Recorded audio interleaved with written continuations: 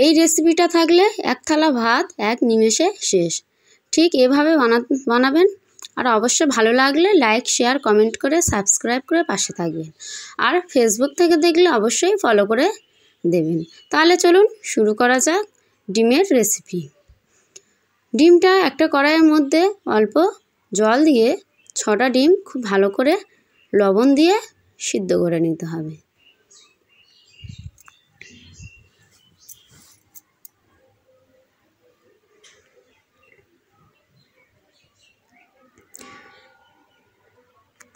খুব ভালো করে সিদ্ধ করে নেওয়া হয়ে গিয়েছে। এবারে তুলে নিতে হবে একটা জায়গায়। জল ঠান্ডা জলে দিয়ে খুব ভালো করে ছাড়িয়ে নিতে হবে। তারপর কড়াইটার মধ্যে অল্প পরিমাণে তেল দিয়ে খুব ভালো করে তেলটাকে গরম করে নিতে হবে।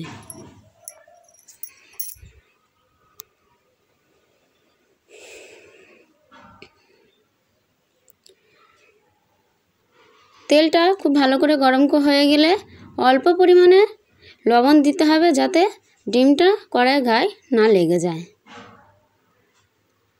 সাবধানে ডিমগুলো আস্তে আস্তে একটা একটা করে দিয়ে দিতে হবে। ডিমের মধ্যে দিয়ে দিতে হবে অল্প পরিমাণে হলুদ, আর আগে থেকে নুন দেওয়া আছে। খুব ভালো করে ডিমটাকে লাল লাল করে ভেজে নিতে হবে। ডিমটা যত লাল লাল করে ভাজবেন ডিমের তরকারিটা খুব দারুণ টেস্ট হবে। আর অবশ্যই এভাবে ভালো করে ভেজে নেবেন। ওই তেলের মধ্যে দিয়ে দিতে হবে 5 ফোড়ন আর শুকনো লঙ্কা দিয়ে একটু ভাজা ভাজা হয়ে গেলে অ্যাড করে দিতে হবে কিছুটা পরিমাণে পেঁয়াজ কুচি। এখানে আমি 2টো পেঁয়াজ কুচি দিয়েছি। দিয়ে পেঁয়াজটা খুব ভালো করে নাড়াচাড়া করে গোল্ডেন ব্রাউন করে নিতে হবে। নিয়ে ওর মধ্যে অ্যাড করে দিতে হবে আদা রসুনের পেস্ট দিয়ে আবারও খুব ভালো করে ভেজে নিতে হবে। তারপর লবণ, হলুদ, মরিচের গুঁড়ো একসাথে অল্প জল দিয়ে খুব ভালো করে গুলে পেঁয়াজের সাথে দিয়ে দিতে হবে অল্প জল দিয়ে দিয়ে খুব ভালো করে কষিয়ে নিতে হবে ঢাকনা বন্ধ করে। ঢাকনা তুলে খুব ভালো করে কষিয়ে নিচ্ছে। খুব ভালো করে খুন্তি দিয়ে এভাবে করতে হবে। মশলা থেকে তেল ছেড়ে বেরিয়ে এলে অ্যাড করে দিতে হবে টমেটো কুচি। এখানে আমি 2টো টমেটো দিয়েছি। দিয়ে খুব ভালো করে কষিয়ে নিতে হবে।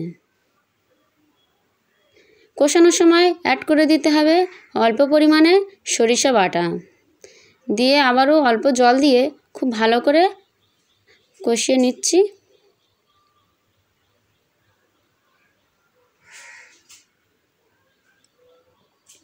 খুব ভালো করে কষিয়ে নেওয়া হয়ে গিয়েছে।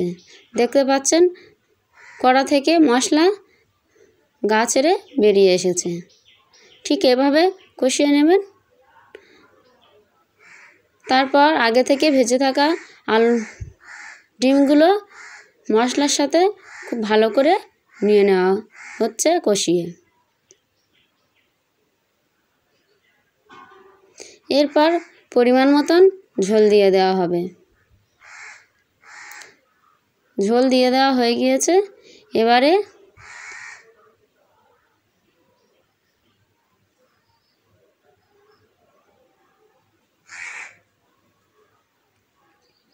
ঢাকনা বন্ধ করে দেওয়া হচ্ছে। হয়ে আসবে ঝোল অল্প পরিমাণে থাকবে, যে যার অনুযায়ী দিতে হবে।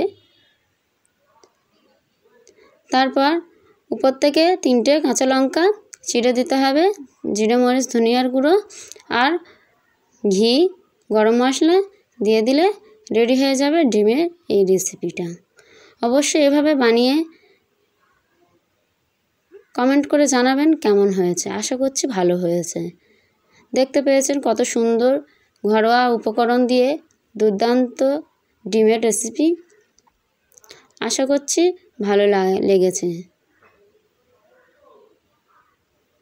দেখা হচ্ছে অন্য কোনো রেসিপি। এভাবে করে দেখবেন, দুর্দান্ত হবে।